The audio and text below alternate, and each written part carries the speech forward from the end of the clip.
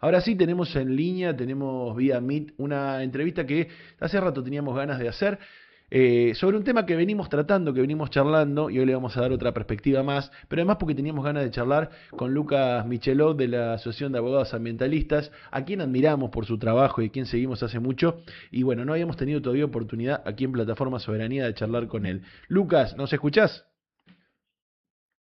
Germán, ¿cómo estás? Gusto en saludarte, gracias por las palabras y bueno, también la respeto y la admiración es recíproca el trabajo desde la comunicación y también territorial que hacen todos ustedes, así que estamos ahí juntos.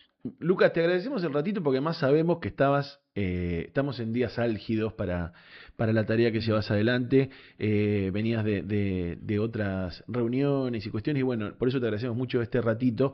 Habíamos charlado en las emisiones anteriores de algunas cuestiones más vinculadas, si querés, a lo legislativo, más vinculadas a lo técnico, legal, de la llamada ley de inviolabilidad de la propiedad privada, que en realidad tiene un centro en la extranjerización de tierra, pero que además tiene otras cuestiones que nos interesaba charlar junto con eso y con vos, de una perspectiva totalmente antiambiental, ¿no? Digo, porque ustedes vienen desarrollando también un trabajo sobre eso. En principio, digo, ¿cuál ves que es la perspectiva que le quieren dar a esta ley en ese sentido? Bueno, a ver, por un lado hay que desmontar el eufemismo del nombre, ¿no? Parece Ujú. una obviedad, pero esto no- no es casual. Ley de inviolabilidad de la propiedad privada, ¿no? Esto expresa, recordemos, Germán, el posicionamiento del gobierno nacional, que es el posicionamiento que tienen en general las extremas derechas a nivel global, que es poner como primer orden de valor la propiedad privada. Y esto fue, recordarás, en el Pacto de Mayo, Ujú. acordado Milei con los gobernadores. La propiedad privada no está ni estuvo nunca en riesgo en nuestro país, digo, en términos de debate constitucional.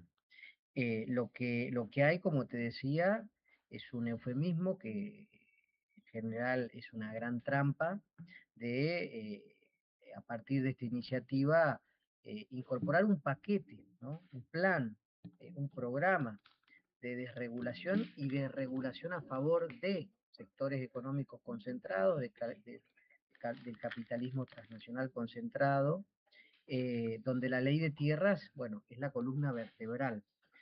Creo que lo fundamental es que entendamos que lo que implica el alcance que tiene esta ley en términos de protección y los efectos que puede tener su derogación, hay que leerlo en el marco de este programa libertario que incluye en esta tercera etapa o fase de iniciativa legislativa el Super Rigi, que está siendo tratado Claro. también en el Congreso, la modificación, recordarán también, de la ley del fuego, que eso ha ocupado un lugar central también dentro de la política de este gobierno. Por supuesto que la modificación de la ley de sociedades para constituir, podemos también charlar sobre eso, sociedades automatizadas, la modificación a la ley de datos personales, y podemos seguir, ¿no? Hay un capítulo dedicado también en todo lo que tiene que ver con desalojos para que sean procesos mucho más ágiles, más rápidos, sin tantos requisitos. Bueno, todo lo que hace a la modernización digital, que detrás de esos nombres ribombantes en realidad también hay una flexibilización para la autorización de aprobaciones administrativas por parte de corporaciones y cómo funciona el silencio administrativo que fue aprobado por la ley base, que también funcionamos un montón. Entonces, esta reforma es un paquete, Germán, eh, que, bueno, es una nueva etapa. Ya tuvimos la aprobación del RIGI de la ley bases y la ley de tierras, junto a la ley de glaciares, que fue parte también de este programa, son de las leyes pilares para que, bueno, los capitales transnacionales puedan instalarse en nuestro país y tener blindadas las inversiones, ¿no? Hay todo un andamiaje que lo podemos también conversar de cómo dialogan de manera perversa todas estas iniciativas para lograr precisamente una pérdida de soberanía sobre nuestros bienes naturales, sobre la seguridad nacional, sobre la política de planificación en el mediano plazo de nuestro país, sobre la afectación del derecho a la vivienda, sobre la afectación de la soberanía alimentaria, bueno, etcétera, ¿no? Da la sensación, como bien decís vos, que además, digo, en esto, de esa táctica que tienen de ir por todo para después ir despedazando de a poquito, porque no nos podemos sorprender de nada. Casi todo esto estaba en la ley bases, digamos, ¿no? Que después se fue como menguando, se dio una idea de que eso no iba a pasar completo, pero van por todo para conseguir casi todo. Sí, sí, sí, por eso digo, hay una obsesión. La ley de tierras estaba antes incluso que la ley base en el DNU 70, Claro. en el año 2023, y fue por DNU, y fue precisamente la justicia, la Cámara, digamos, de La Plata, la que eh, Frenó. mantiene la vigencia, ¿no? Ujú, Frenó a partir de un amparo del CECIM de La Plata, ¿no? Los ujú, excombatientes de Malvinas. Pero está en la obsesión, porque detrás del control de la tierra, y esto es algo que incluso vos y todo tu equipo lo vienen estudiando hace mucho tiempo, detrás del control de la tierra y detrás del control de los cuerpos de aguas principales, ¿no? Que es claro, lo que protege la ley de tierras, bueno, está el control, ¿no? De lo que contiene el territorio, ¿no? De los ecosistemas críticos, de los minerales críticos, de las denominadas tierras raras, de ambientes glaciares y periglaciares, de bosques, de humedales, ¿no? Podríamos caracterizar un montón. Todo eso surge a partir de lo que le da sostén, ¿no? A la vida, que es el ujú, territorio, al arraigo local de las comunidades, a las economías circulares, regionales, pero también y fundamentalmente a la posibilidad de un Estado de poder tener una planificación soberana en su territorio, ¿no? Con respecto, Entonces, sí, no, sí, te quería hacer una interrupción con respecto a eso. Digo, ¿qué perspectiva le ves? Porque da la sensación que la táctica, otra de las tácticas que en las que avanzan es, como en su momento en los 90 fue con los principales responsabilidades del Estado, como la salud y la educación, ahora con los recursos, avanzan en una idea de provincialización, ¿no? Incluso me parece que algunos de los cambios que se van a proponer del proyecto original al que se va a tratar finalmente el jueves tienen que ver con darle alguna dádiva, vamos a decir, a los gobernadores ujú. en el manejo de todo esto, pero da la sensación que suena exagerado a veces cuando uno lo dice, pero cada vez suena menos exagerado. Es como una especie de disolución de la idea de Estado-Nación, ¿no? Una balcanización de la Argentina también. Sí, bueno, esto no es casual, digo, lo que buscan los grandes, por un lado las grandes corporaciones extractivistas, ¿no? Las que se instalaron fuertemente a partir de la década del 90 y las que vienen ahora con una mayor fuerza, ¿no? Más de 200, casi 300 proyectos mineros, muchos de ellos ligados al litio, en estos últimos años han ingresado en nuestro país. En Mendoza, que venía con la lucha Ujú. defensa del agua, San Juan, Río Negro tiene más de 50 proyectos en curso, el distrito Malargüe que aprobó, digo, cuando vemos el mapa, pero además las grandes corporaciones tecnológicas globales, ¿no? Que ahora buscan estos territorios para poder desarrollar la infraestructura ligada a la inteligencia artificial principalmente, ¿no? Eh, ahora, esto no es nuevo, Germán, digo, esto es una dinámica propia del colonialismo, ¿no? Es la historia, podríamos resumir la historia de Latinoamérica y la historia de nuestro país, pero se viene dando ahora con singularidades o con particularidades que, bueno, hay que atender. Eh, Tu pregunta por dónde iba, perdóname, No, en esto que de la la puedo... provincialización, digo, porque Sí, en no, esto de que es claro, más sencillo, da la sensación para las sí. corporaciones dominar los estados provinciales que un estado-nación. Claro, pero se utiliza porque las corporaciones terminan funcionando como un Estado dentro del Estado Claro, provincial, ¿no? claro. Eh, vayamos a Catamarca o a San Juan, por ejemplo, para darnos cuenta del poder de las corporaciones mineras. Sí, sí. Eh, no es que nombran o dialogan con el Estado provincial, ponen, ¿no? A sus hombres dentro de la función pública, ¿no? Es el Ujú, fenómeno de puertas giratorias de deseos o de responsabilidades empresariales pasan a la función pública. Y lo mismo si uno va a la mesa forestal en Chaco o en Formosa, o si va a Sí, en o la a la Patagonia. bolsa de comercio de Rosario en torno al complejo portuario, ¿no? Que donde se diseña casi Exactamente. todo. No, exactamente, es lo mismo el poder que tiene la Bolsa de Comercio, que tiene la CAPIM a la Ujú, hora de, bueno, designar a los ujú, administradores, a ministros, a secretarios. Es la misma lógica, es la misma lógica.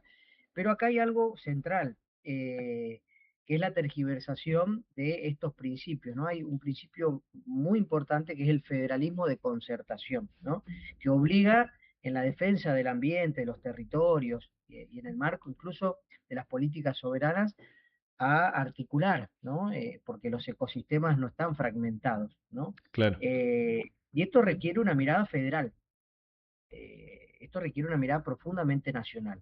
¿Qué es lo que sucedió en Glaciares frente a esta pregunta tan interesante que vos haces, que es una mirada eh, este, eh, muy necesaria? El gobierno, la respuesta que da para lograr el apoyo de los gobernadores, más allá, digo, de los cambios de favores que hay, ¿no? Ujú, Y de generar todo un intercambio de, en cada ley te mando plata, ¿no? Así ha funcionado, así ha viene funcionado, sí. funcionando la Libertad Avanza por los gobiernos dialoguistas. Santa Fe no es la excepción, No para nada. donde cada vez que tienen que votar una ley, algo les da, ¿no? Ujú, O viene por los ATN o va por algún lado, sino que además se modifica el criterio, el principio básico. El federalismo de concertación obliga a tener una mirada federal y concertar con las provincias, no darle a las provincias para que las provincias puedan ir a un proceso de deterioro, de fragmentación o de apropiación de los ecosistemas. Sí, el 124 de la Constitución Nacional nos dice el dominio originario son de las provincias, pero la protección y la mirada estratégica, soberana, federal, escapa a las jurisdicciones provinciales. Y en Glaciares pasó eso. Glaciares era que cada provincia pueda realizar su propio inventario de glaciares y desafectarlo a su simple criterio administrativo, despojando a Lianiglia y de la mirada federal, del inventario claro. federal que se hizo de casi 17.000 glaciares. Entonces, se utiliza este argumento que es sobre el argumento que cabalgan los gobernadores, que cabalgan las provincias, que saben que es falso, y es lo mismo que están utilizando ahora los libertarios para salir a capturar los votos de los bloques dialoguistas, diciendo, bueno, esto le va a dar más potestades a las provincias. Esto se hace en nombre del federalismo o el nombre, ¿no?, de la concertación federal. Esto es falso, ¿no? Esto lo que hace es poner en riesgo la estabilidad de los propios ecosistemas y la estabilidad de las propias comunidades que necesitamos, ¿no?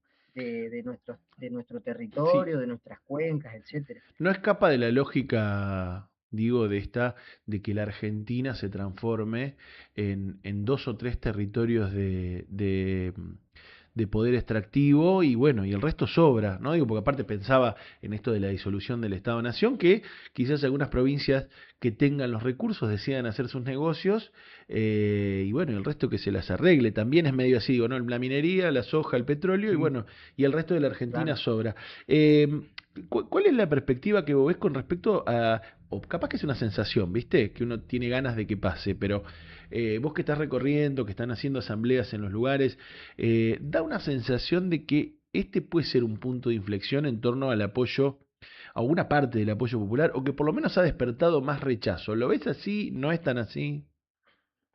Lo veo, lo vemos, digo, ¿no? De esa forma. Y se siente, precisamente yo estoy ahora en la ciudad de Córdoba, un encuentro con muchísimas organizaciones campesinas, organizaciones sociales. Recorrimos hoy un refugio, el Refugio Libertad, que es un predio del ejército recuperado de forma comunitaria, haciendo agroecología, bueno, un montón Ujú, que es precisamente de cómo producir, ¿no?, la tierra, de cómo hacer una distribución justa y equitativa.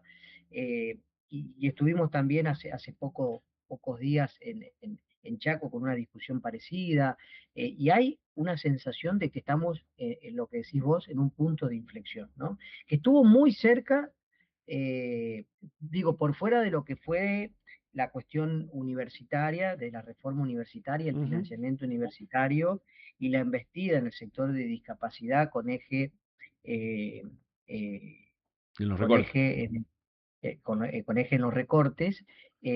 Después tengamos en cuenta que la reforma laboral pasó como por un tubo, Sí, no sí. hubo prácticamente movilización. Glaciares estuvo muy cerca, hubo ahí una transversalización que rompió el nicho ambiental o socioambiental, y yo creo que con la ley de tierras está pasando algo que es la enorme convocatoria y preocupación genuina que hay por fuera, muy por fuera de los movimientos sociales, Ujú. ambientales o ecológicos, incluso de los movimientos de los trabajadores de la tierra, los movimientos agrarios que naturalmente están defendiendo la ley de tierras. Acá ya hay una convocatoria muy masiva, muy amplia, todas las centrales obreras, ¿no? Donde de pronto no se pudieron articular con tanta fuerza con la reforma laboral, lo están haciendo ahora en el marco de la ley de Sí, tierras, ¿no? sí, sí, Entonces, efectivamente.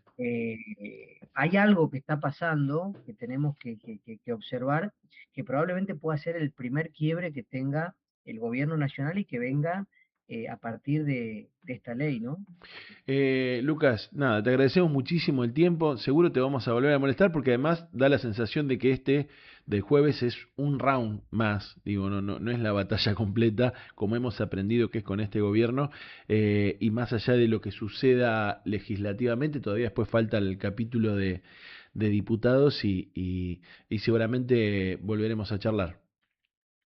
Sí, sí, sí, bueno, ahora todos, digo, a interpelar a nuestros senadores en cada una de las provincias. Justo tenemos Tenemos acá en San tres, Lorenzo nosotros uno que es oriundo de acá, de Santa Fe. claro, Galareto. Sí, sí, Claro, sí, bueno, Don hay Galareto. que ver de qué lado está, hay que ver de qué lado Y está. Galareto Hay siempre que- está del otro lado, bueno, pero tiene una hay que particularidad ir a que, buscarlo, Germán. sí, sí, por Hay que ir a supuesto, buscarlo, el jueves va a hay que ir haber a buscarlo. acá, hay convocatorias en la ciudad, pero digo, además con esa política de no dar noticias hasta último momento, no tratar de pasar desapercibido, pero no había una votación en la que se destaque su voto a favor de los intereses del pueblo, por lo menos hasta ahora.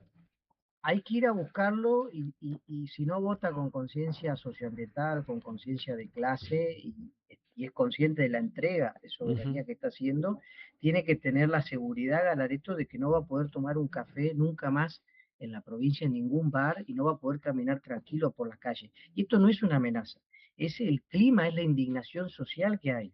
Totalmente. Acá se habla mucho del proceso de extranjerización, ya se ha hablado muchísimo este tiempo, son casi 15 millones de hectáreas, y obviamente eh, esto afecta la planificación de los estados, esto limita enormemente. Es el caso de Arauco en Misiones, ¿no? En Que no puede Misiones. desarrollar un parque industrial, pues tiene que ir a golpearle a rogarles a la chilena Arauco que le ceda algunos territorios, ¿no? Pero mucho miramos la Mesopotamia o el litoral, o miramos la Patagonia, ¿no? Por Peter Thiel, que ha estado tan en la escena y está en la escena mirando sobre todo el super RIGI y ley de tierras, ¿no? Pero Santa Fe tiene un proceso de transgerización también muy alto, ¿no? Tremendo, Digo, sí. no Departamento olvidemos que Garay. son Le- Parlamento Garay son 60.000, un poco más de 60.000 hectáreas, muy por arriba de ese 15% que es el tope. Ujú. General López creo que está en un 3,5, San Javier en un 3. Nos, de- Digamos, nos decía hay Pablo, un... nos decía Pablo Volkin en una entrevista la semana pasada del Observatorio de Tierra, son 3 ciudades de Buenos Aires que están extranjerizadas solo en el departamento de Garay. Es increíble. Ujú, Digo, es increíble. Garay creo que sí, son más de 60.000 hectáreas, ujú. digo, para que tomemos la dimensión. Pero la particularidad, Germán, es que en Garay puntualmente, siguiendo también los estudios del observatorio, son estadounidenses, ¿no? Digo, hay una Totalmente. Ujú, concentración ahí, arriba del 80% ujú. de capitales americanos, ¿no? Y tengamos en cuenta que todo este paquete de reformas, todo este programa responde hoy día a los intereses de Norteamérica, ¿no? Es la Totalmente. disputa geopolítica entre China y Estados Unidos, Europa que se mete por los minerales críticos, por las tierras raras, pero un proceso de liberación en este contexto va a acelerar a un nivel vertiginoso los procesos de transferización y de concentración de la tierra, que es otro problema, digo, Que es ¿no? la Que base existe de ahí que una se pueda vuelta. extranjerizar de esa manera, ¿no? En donde está protegida la Exacto, tierra con la división de la tierra, el reparto es mucho más difícil que se den procesos de extranjerización. Eh, exacto. Bueno, vamos a estar atentos. Además, hay que estar muy atentos porque me parece que el jueves lo que podemos vivir es un supuesto marcha atrás del gobierno, pero que en realidad puede esconder, por ejemplo, ceder algunos topes a nivel general, pero avanzar en los topes regionales o por departamento, que sería tan trágico como lo otro. Vamos a estar muy atentos y Eh, siguiendo el tema. Eso hay que rechazarlo, Germán, pero permitime decir lo Sí, último. sí, sí, cómo no. Este intento, ¿no? Este intento de Burri y de los libertarios es una cláusula de fuga Total. engañosa, Ujú. tramposa. Acá acá no se puede promediar, ¿no? Acá hay que identificar dónde están cuáles son esos 36 departamentos que hoy tienen muy por arriba, en algunos casos 50, 60% el límite, digamos, perforando el límite del 15%. Y son donde hay cuencas de aguas, donde hay bienes comunes estratégicos. Santa Fe, analicemos el caso de Santa Fe, la concentración de Santa Fe como la concentración donde se encuentra el río Paraná, son lugares ribereños o aledaños, ¿no? Donde hay canales rápidos, ¿no? Al río Paraná, ¿no? Totalmente. Entonces, eso digo es grave, porque en un muy corto plazo, no es en 30, 40 o 50 años, estos procesos en 10, 15 años te pueden condicionar una política pública soberana de forma escandalosa, ¿no? Sí, como es el caso, hoy no hay que irse al futuro, el caso de Lewis en el sur, ¿no? De apropiarse directamente de los espejos de agua y privatizar su paso. Algo así no sería una locura en el Paraná. Exactamente. El ejemplo de Lewis creo que es el más claro. Lucas, te mandamos un abrazo muy grande, siempre es un gustazo charlar con vos y seguramente te volvemos a joder. Bueno, un abrazo grande, Germán. Gusto en conversar también. Hasta luego. Charlábamos con Lucas Michelot de la Asociación de Abogados Ambientalistas.